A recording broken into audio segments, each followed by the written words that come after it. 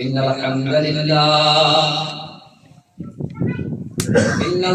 لله نحمده ونستعينه ونستغفره ونعوذ بالله من شرور أنفسنا ومن سيئات أعمالنا من يهده الله فلا مضل له ومن يضلله فلا هادي له وأشهد أن لا إله إلا الله وحده لا شريك له وأشهد أن محمدا عبده ورسوله أرسله بالحق بشيرا ونذيرا يا أيها الذين آمنوا اتقوا الله حق تقاته ولا تموتن إلا وأنتم مسلمون يا أيها الناس اتقوا ربكم الذي خلقكم من نفس واحدة وخلق منها زوجها وبث منهما رجالا كثيرا ونساء واتقوا الله الذي تساءلون به والأرحام إن الله كان عليكم رقيبا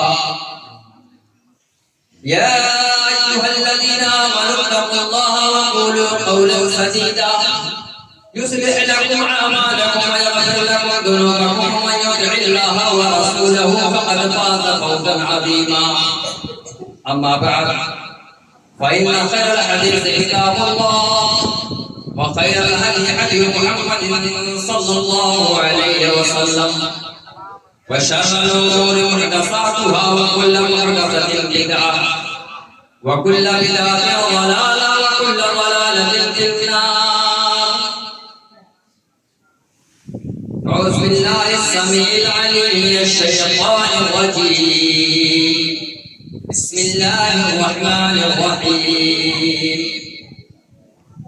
النار يعرضون عليها غدوا وعشيا ويوم تقوم الساعة أدخلوا على فرعون أشد العذاب. عن عروة عن عائشة أخبرته أن النبي صلى الله عليه وسلم كان يدعو في صلاته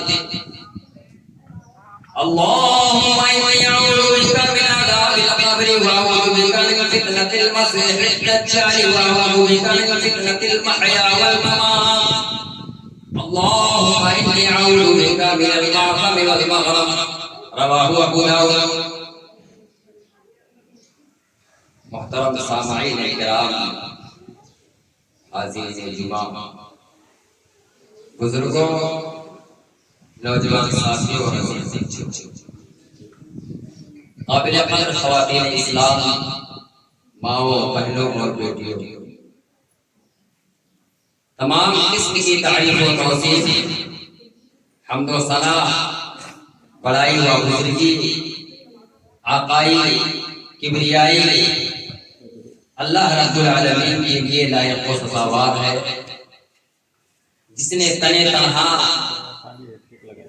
ساری کائنات کو پیدا کیا،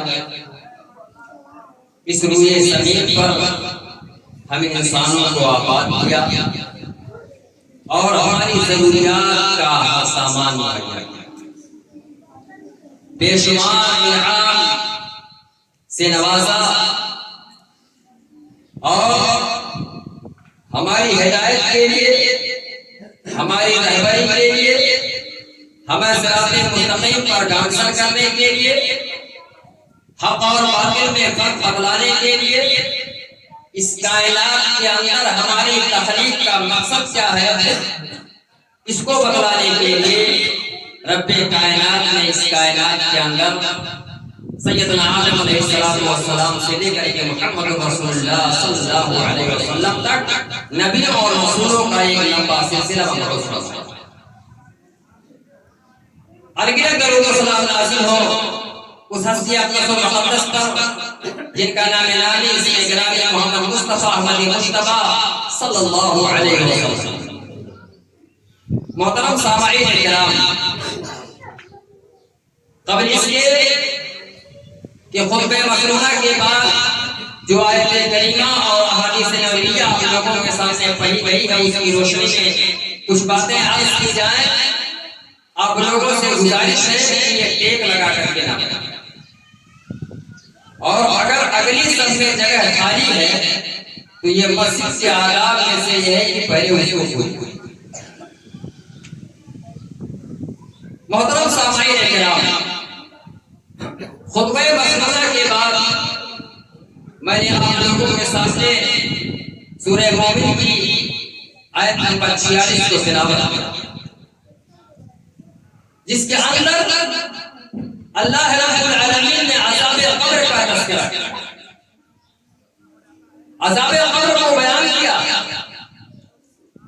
حضرات گرامی، عذاب قبر کے تعلق سے پہلی بات تو آپ یہ جان لیجئے کہ عذاب قبر کا تعلق یہ غیبی امور سے، اس کے بارے میں ہم اتنا ہی جانتے ہیں جتنا کہ اللہ رب العالمین نے قرآن مجید کے اندر اور نبی کریم صلی اللہ علیہ وسلم نے احادیث کے اندر ذکر کیا۔ اور عذاب قبر کے تعلق سے دوسری بات یہ بھی جان لیجئے کہ عذاب قبر سے مراد برزخ کی زندگی کا عذاب، لہذا جو شخص عذاب قبر کا مستحق ہے اسے اس عذاب سے دوچار ہونا پڑے گا، چاہے اسے دفن کیا جائے یا نہ کیا جائے۔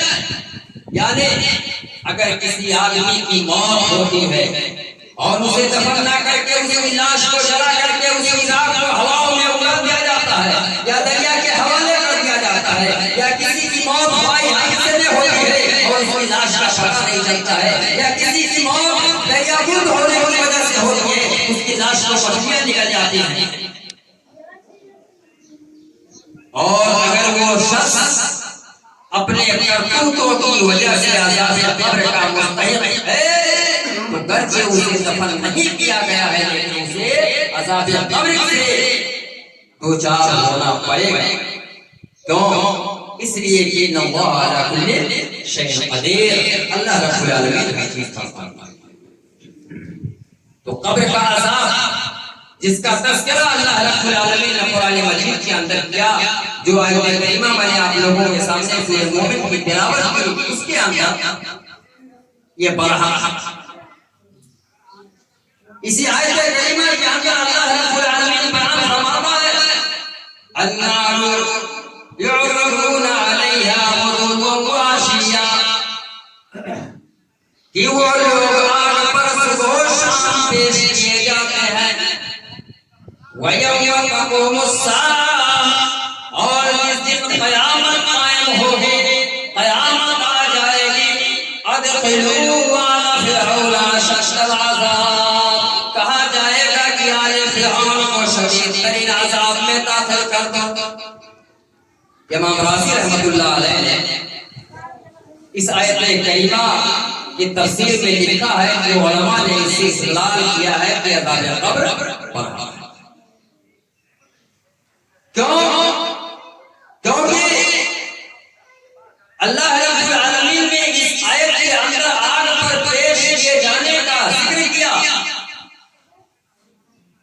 اور آل فرعون کی زندگی میں یہ عذاب ثابت نہیں، اور رہی بات آخرت کی تو آخرت کا تذکرہ اللہ رب العالمین نے آگے کر دیا۔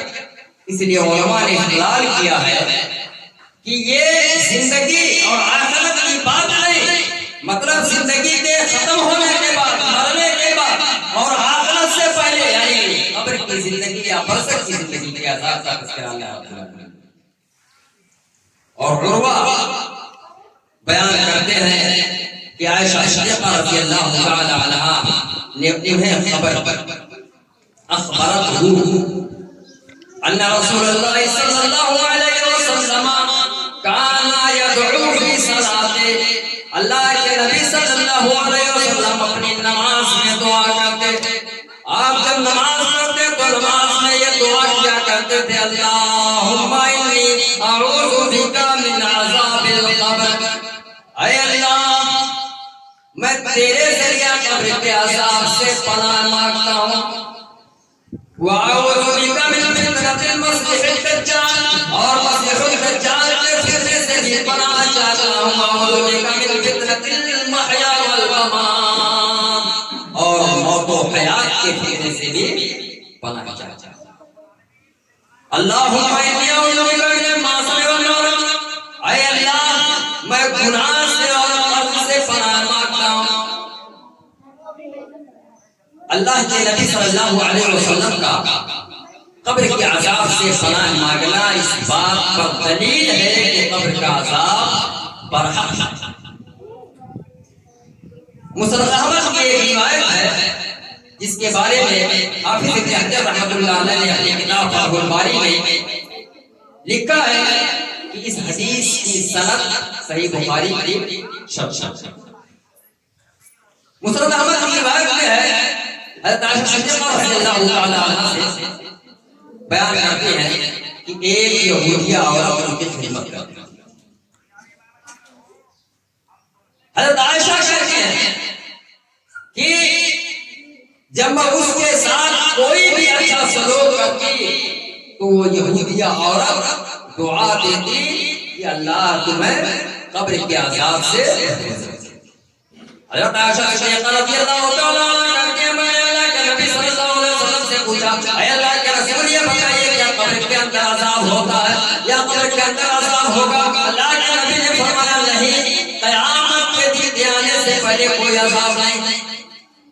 یہ اس وقت اللہ کے نبی صلی اللہ علیہ وسلم نے ایسا کہہ دیا۔ حضرت عائشہ کہتی ہے کہ پھر کچھ دنوں کے بعد دوپہر کے وقت اچانک اللہ کے رسول صلی اللہ علیہ وسلم نکلے اور پکار کرتے کہنے لگے یا ایھا الناس، اے لوگو استعیذوا باللہ من عذاب القبر، اللہ رب العالمین کے ذریعے قبر کے عذاب سے پناہ مانگو۔ وَإِنَّ عَذَابَ الْقَبْرِ حَقٌّ، کیونکہ قبر کا عذاب یہ برحق ہے۔ تو قبر کا عذاب یہ برحق ہے، اس میں کوئی شک اور شبہے کی گنجائش نہیں ہے۔ جو بھی شخص اپنے برے اعمال کی وجہ سے اس کا مستحق ہوگا اسے عذاب سے دوچار اللہ رب العالمین کرے گا، اور قبر کے اندر مختلف طریقے سے اللہ رب العالمین عذاب دیتا ہے۔ صحیح بخاری کی ایک روایت ہے، حدیث نمبر 1374، امام بخاری رضی اللہ تعالی عنہ نے حضرت انس رضی اللہ تعالی عنہ کے حوالے سے نقل کیا ہے کہ اللہ کے رسول صلی اللہ علیہ وسلم نے بیان فرمایا کہ جب بندے کو اس کے قبر کے اندر رکھ دیا جاتا ہے یعنی دفن کر دیا جاتا ہے، بندے کو قبر کے اندر دفن کر دیا جاتا ہے اور اس کو دفن کرنے والے اس کے اہل و عیال واپس آنے لگتے ہیں، وہ مدفون آدمی، وہ میت ان آنے والے لوگوں کے جوتوں کی آہٹ کو سن رہا ہوتا ہے۔ اس کے پاس دو فرشتے آتے ہیں اور اسے اٹھا کر کے بٹھاتے ہیں اور سوال کرتے ہیں ما كنت تقول في هذا الرجل، محمد صلی اللہ علیہ وسلم کہ تم اس آدمی یعنی محمد رسول اللہ صلی اللہ علیہ وسلم کے بارے میں کیا کہتے ہو؟ اگر وہ مومن آدمی ہے، اللہ پر اور اس کے رسول پر ایمان لانے والا ہے، اللہ اور اس کے رسول کی پیروی کرنے والا ہے، وہ کہتا اشہد انہ عبد اللہ ورسولہ، میں گواہی دیتا ہوں کہ وہ اللہ کے بندے اور اس کے رسول ہیں، تو اس سے کہا جاتا ہے کہ تم جہنم میں اپنا ٹھکانہ دیکھ لو۔ اس کے بدلے میں اللہ رب العالمین نے جنت کے اندر تمہیں ٹھکانہ دے دیا، وہ اپنے دونوں ٹھکانوں کو دیتا ہے، جہنم کے اندر اور جنت کے اندر۔ جہنم جس ٹھکانے کے بدلے میں اللہ جنت کے اندر ٹھکانہ فرمائے گا اسے بھی دے گا، اور اگر وہ منافق ہے، کافر ہے، اور اس سے سوال کیا جاتا ہے کہ تم اس آدمی کے بارے میں کیا کہتے ہو، تو وہ کہتا اللہ کہ میں نہیں جانتا، میں تو وہی کرتا تھا جو لوگ کرتے تھے، تو اس سے کہا جاتا اللہ تلیتا ولا تلیتا، کہ نہ تو نے جانکاری حاصل کی اور نہ تو نے قرآن کی تلاوت کی۔ اللہ کے نبی کہتے ہیں کہ ایسے آدمی کو جو فرشتوں کے اس سوال کا جواب نہیں دے پائے گا، لوہے کے ہتھوڑوں سے اس کے دونوں ٹانگوں کے درمیان مارا جاتا ہے، اور وہ اتنی زور سے چیختا ہے کہ انسان اور جنات کے علاوہ کائنات کی تمام مخلوق سے سنتی ہے۔ اور ابو داؤد نے اپنی کتاب سنن ابی داؤد کے اندر ایک حدیث نقل کی ہے، جو ایک لمبی چوڑی حدیث ہے برا بن عازب رضی اللہ تعالی عنہ کے حوالے سے، جس کا وہ حصہ میں آپ لوگوں کے سامنے بیان کر رہا ہوں جس کا تعلق اللہ ہے۔ اللہ کے نبی صلی اللہ علیہ وسلم نے بیان فرمایا کہ اس کی روح کو اس کے جسم کے اندر لوٹا گیا، قبر کے اندر دفن کیا جاتا ہے تو اس کی روح کو اس کے جسم کے اندر لوٹایا جاتا ہے۔ اس کے پاس دو فرشتے آتے ہیں اور اسے جھڑک کر کے بٹھاتے ہیں، پھر اسے سوال کرتے ہیں من من رب کا، تیرا رب کون ہے؟ وہ کہتا ہے کہ ہاں میں کچھ نہیں جانتا۔ پھر اسے دوبارہ سوال کیا جاتا ہے ما دینوں کا، تیرا دین کیا ہے؟ پھر وہی جواب دیتا ہے کہ ہاں میں کچھ نہیں جانتا۔ تیسری بار سوال کیا جاتا ہے کہ وہ آدمی کون ہے جو تمہیں نبی بنا کر بھیجا جائے؟ وہ اس وقت اللہ کے رسول کا نام نہیں یاد کر پاتا، اسے یاد نہیں آتا کون؟ منافق، فاسق، فاجر، گنہگار، کافر۔ تو فرشتے اس سے کہتے ہیں کہ محمد رسول اللہ صلی اللہ علیہ وسلم، تو کہتا ہے میں نہیں جانتا، میں نے لوگوں کو آپ کا تذکرہ کرتے ہوئے سنا تھا۔ تو اس سے کہا جاتا ہے کہ تو نے جانکاری حاصل نہیں کی اور نہ تو نے قرآن کو پڑھا، آسمان سے ایک آواز آتی ہے کہ اس نے جھوٹ کہا، اس کے لیے جہنم کا بستر لگا دو اور جہنم کا دروازہ کھول دو۔ کس کے لیے؟ قبر کے اندر اللہ کے نبی صلی اللہ علیہ وسلم کہتے ہیں کہ پھر اس میں جہنم کی گرم اور بدبودار ہوا آتی ہے، اور اس آدمی کے پاس جس کو دفن کیا گیا اور فرشتوں کے سوالوں کے جواب نہیں دے پایا تھا، ایک بدصورت شخص آتا ہے جس کے کپڑے انتہائی گندے ہوتے ہیں، جس سے بہت بری بدبو پھوٹتی ہے۔ اس کے پاس آ کر کے کہتا ہے تجھے اس چیز کی خوشخبری جو تمہارے لیے تھی، یہی وہ دن ہے جس کا تم سے وعدہ کیا گیا۔ وہ مردہ جسے دفن کیا گیا ہے وہ کہتا ہے کہ اللہ تعالیٰ کی طرف سے تمہیں بھی بری خبر کی بشارت ہے۔ تم ہو کون؟ تمہارا چہرہ تو دیکھ کر کے ہی پتہ چلتا ہے کہ بری خبر ہی لایا ہے۔ تو وہ بدصورت شخص جو اس کے قبر کے اندر آتا ہے وہ کہتا میں تیرا عمل ہو۔ یہ ہم دنیا کے اندر جو برے اعمال کر رہے ہوتے ہیں نا، یہ مجسم ہو کر کے اللہ کی قدرت سے مجسم کر کے اسے قبر کے اندر بھیجا جائے گا، اور وہ ہم سے اگر ہم گنہگار ہیں، برے عمل کرنے والے ہیں، تو وہ برا عمل ہم سے کہے گا قبر کے اندر کہ میں تیرا عمل ہوں۔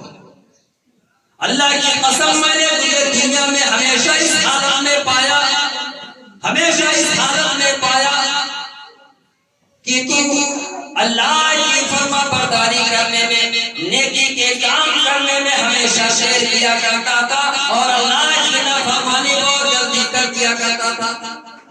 سو اللہ نے تجھے برا بدلہ ہی دیا۔ صرف اسی پر نجات نہیں ملنے والی ہے قبر کے اندر۔ اللہ کے نبی صلی اللہ علیہ وسلم کہتے ہیں کہ اس کے اوپر ایک اندھے پہرے اور چونکے کو مسلط کر دیا جاتا تھا، جس کے ہاتھ میں لوہے کی ایک سلاخ ہوتی ہے، اور وہ سلاخ اللہ کے نبی کہتے ہیں اگر پہاڑ پر بھی رکھ دیا جائے تو پہاڑ مٹی ہو جائے۔ اسی سلام سے وہ اندھا بہرا گونگا اسے مارتا ہے. حدیث یہ ہے کہ وہ مٹی ہو جاتا ہے, اللہ پھر اسے اس کی اصلی حالت میں واپس کر دیتا ہے. اس کی اصلی حالت میں اللہ واپس کر دیتا ہے. پھر اسے مارا جاتا ہے اور وہی زور سے چیختا ہے کہ انسان اور جن کے علاوہ تمام مخلوق اس کی آواز کو سنتے ہیں. اس کے بعد اس کے قبر میں جہنم کا دروازہ کھولا جاتا ہے, جہنم کا اس کے لیے بستر لگایا جاتا ہے. اس حدیث سے ہمیں یہ بات معلوم ہوتی ہے کہ اگر ہمارے اعمال برے ہیں, اگر ہم نے گناہ کیا ہے, تو ہمیں قبر کے اندر عذاب سے دوچار ہونا پڑے گا. تاہم کچھ گناہ ایسے ہیں جو خصوصی طور پر قبر کے عذاب کا سبب بنتے ہیں, جس میں سے کفر اور شرک سب سے اہم سبب ہے. صحیح مسلم کی روایت ہے, زید بن ثابت رضی اللہ تعالی عنہ راوی حدیث ہے, حدیث نمبر 2867 بیان کرتے ہیں زید بن ثابت کہ ایک بار ہم اللہ کے نبی صلی اللہ علیہ وسلم کے ساتھ بنو نجار کے ایک باغ میں تھے. آپ اپنے خچر پر سوار تھے کہ اچانک آپ کا خچر چھٹکنے لگا, قریب تھا کہ وہ آپ کو گرا دیتا, یعنی زور زور سے پھسک گیا. زید بن ثابت کہتے ہیں کہ ہم نے دیکھا کہ ہمارے آس پاس کچھ قبریں ہیں. اللہ کے نبی صلی اللہ علیہ وسلم نے فرمایا من یعرف اصحاب هذه القبور, ان قبر والوں کے بارے میں کسے پتا ہے, کون جانتا ہے ان لوگوں کے بارے میں؟ ایک شخص نے کہا اللہ کے رسول میں جانتا ہوں. آپ نے فرمایا متا حولہ, ان لوگوں کی موت کب ہوئی, اس حالت میں ہوئی؟ تو صحابی نے کہا ماتوا فی الاشراک, یہ حالت شرک میں ہی موت ہوئی. اس کے بعد اللہ کے نبی صلی اللہ علیہ وسلم نے فرمایا ان هذه الامه تبتلى في القبور, یہ امت اپنے قبروں میں آزمائی جائے گی. یعنی اسی امت محمدیہ صلی اللہ علیہ وسلم کی بات کی کہ یہ امت بھی اپنے قبر کے اندر آزمائی جائے گی. فلولا اللہ تغافلوا, اللہ کے نبی صلی اللہ علیہ وسلم نے فرمایا کہ اگر اس بات کا اندیشہ نہ ہوتا, اس بات کا خدشہ نہ ہوتا کہ تم اپنے مردوں کو دفن نہیں کرو گے, لدعوت اللہ, تو میں اللہ سے دعا کرتا یسمعکم من عذاب القبر الذی اسمع منہ, میں اللہ سے دعا کرتا کہ اس وقت قبر کے اس عذاب کو میں سن رہا ہوں, اللہ تمہیں بھی سنا دے. اس حدیث سے یہ بات واضح ہو گئی کہ کفر اور شرک کی وجہ سے قبر کے اندر عذاب سے دوچار کیا گیا. صحیح بخاری کی روایت ہے, عبداللہ بن عباس رضی اللہ تعالیٰ عنہ راوی حدیث میں بیان کرتے ہیں کہ اللہ کے رسول صلی اللہ علیہ وسلم کا گزر دو قبروں کے پاس. آپ نے فرمایا انہما لیعذبان, کہ ان دونوں کو ان کے قبروں کے اندر عذاب دیا جا رہا ہے. وما یعذبان فی کبیر, اور ان کے خیال میں کسی بڑے گناہ کی وجہ سے عذاب نہیں دیا جا رہا, حالانکہ ان کا گناہ بڑا ہے. جنہیں عذاب دیا جا رہا ہے وہ یہ سمجھتے ہیں کہ ہم نے کوئی بڑا گناہ نہیں کیا تھا, ہمارا جرم, ہمارا گناہ تو چھوٹا تھا. اللہ کے نبی کہتے ہیں کہ نہیں, ان کا گناہ بڑا ہے. اما احدہما فکان یمشی بالنمیمہ, اللہ کے نبی صلی اللہ علیہ وسلم کہتے ہیں کہ ان دونوں میں سے ایک جو ہے یہ چغلی کیا کرتا تھا, اپنی زندگی میں ادھر کی بات ادھر اور ادھر کی بات ادھر کرتا تھا, چغلی کیا کرتا تھا. اور اسی عادت بد کی وجہ سے, چغلی کرنے کی وجہ سے اسے قبر کے اندر عذاب دیا جائے. وہ عمل آخر, اور رہا دوسرا فکان لا یستنزہ من قولہ, تو وہ پیشاب کے چھینٹوں سے بچتا نہیں تھا. جب پیشاب کرتا تھا تو اس سے نہیں کرتا تھا. پیشاب کے قطرے اس کے بدن میں لگتے تھے, اس کے کپڑوں میں لگتے تھے. یا کھڑے ہو کر کے کرتا, پیشاب کے چھینٹے اس کے اوپر پڑتے. تو پیشاب کے چھینٹوں سے نہ بچنا, غیبت کرنا, چغلی کرنا, یہ قبر کے اندر عذاب کے اسباب میں سے ایک سبب ہے. اسی طریقے سے اگر کوئی آدمی غرور کی وجہ سے تکبر کرتے ہوئے اپنے کپڑے کو زمین پر گھسیٹتا ہے تو اس وجہ سے بھی اسے قبر کے اندر عذاب سے دوچار کیا جائے. اللہ کے نبی صلی اللہ علیہ وسلم کی حدیث آپ نے فرمایا, بینما رجل یجر انسانہ الى خسف به, کہ ایک آدمی تکبر کی وجہ سے, گھمنڈ کی وجہ سے اپنے احسان کو زمین پر گھسیٹتے ہوئے چل رہا تھا, جس کی وجہ سے اسے زمین میں دھسا دیا گیا. فَهُوَ يَتَجَلْجَلُ فِي الْأَرْضِ إِلَى يَوْمِ الْقِيَامَةِ, اب اسے قیامت تک زمین میں گوتا کیا جائے گا. ذرا غور کیجیے گا کہ آج لوگ کس قدر غرور میں مبتلا ہے کہ زمین پر اپنا قدم بھی اچھے سے نہیں رکھتے, کسی کو اچھے سے مخاطب بھی نہیں کرتے. کیا انجام ہوگا؟ آخرت کی سزا تو آباد میں ملے گی, مرنے کے بعد ہی سے عذاب شروع ہو جائے گا قبر کے اندر. اس کے علاوہ بھی جسے ہم بہت معمولی گناہ سمجھ کر کے کر جاتے ہیں, بلکہ اپنے دوستوں میں, اپنے ہمجولیوں میں بڑے فخر کے ساتھ اسے بیان کرتے ہیں, وہ بھی عذاب قبر کے اسباب میں سے ہے. برزخ کی زندگی کے اندر جو عذاب کیا جائے گا اس میں سے زناکاری اور بدکاری کا عذاب قبر کے اندر دیا جائے گا.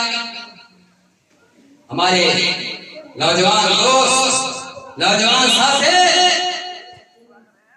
اللہ محفوظ رکھے سب کو, جو اس گناہ میں مبتلا ہیں اور ان سے مزے لے کر کے اپنے دوستوں میں بیان کرتے ہیں, ذرا سوچیں کہ انجام کیا ہوگا مرنے کے بعد.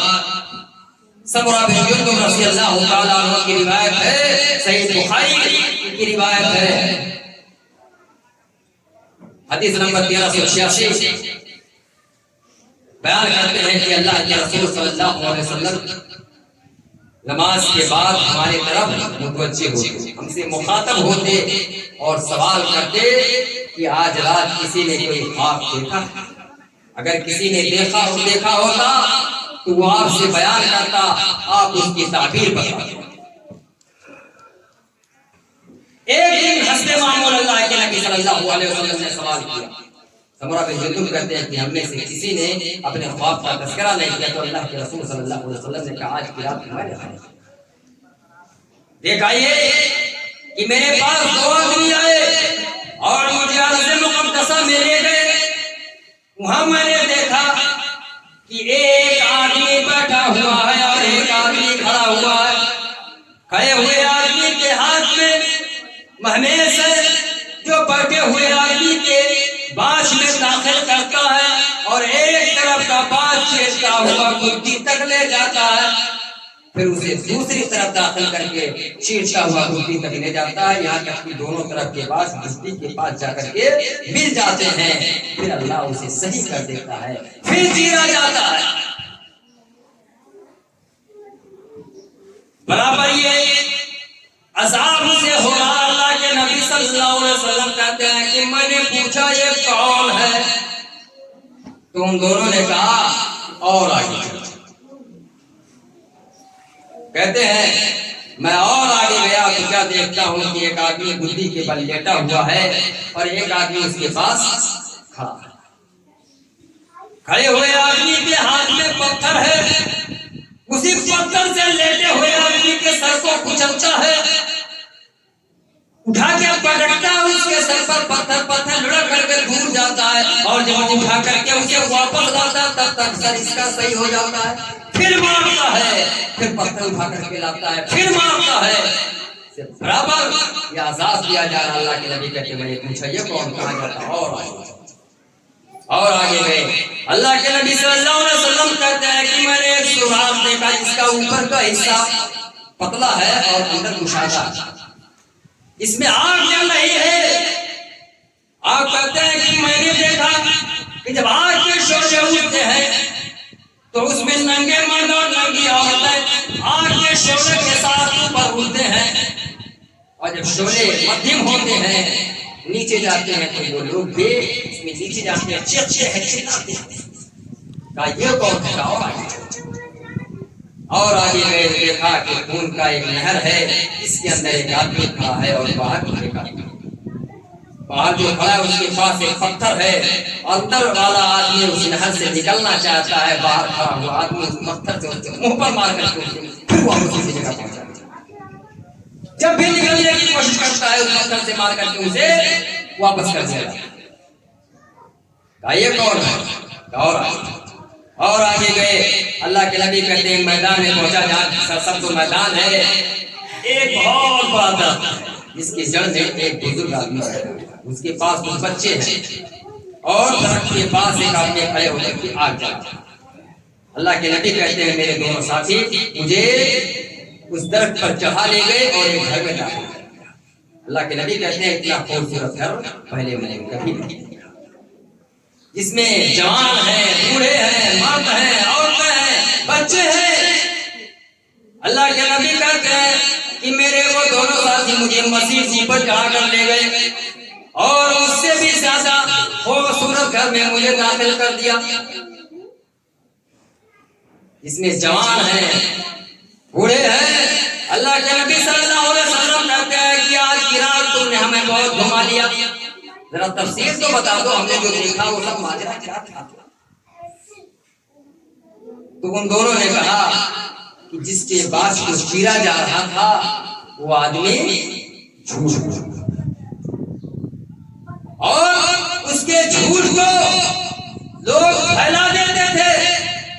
آج ہم کہہ سکتے ہیں فارورڈ کر دیتے ہیں سوشل میڈیا پر، لوگ مذاق میں لوگوں کو ہنسانے کے لیے جھوٹی باتیں شیئر کرتے ہیں اور لوگ اس کو فارورڈ کرتے ہیں، اسی کی ایک شکل ہے۔ آج تو یہ جھوٹ بڑی تیزی کے ساتھ سوشل میڈیا کے ذریعے پوری دنیا میں پھیل رہا ہے۔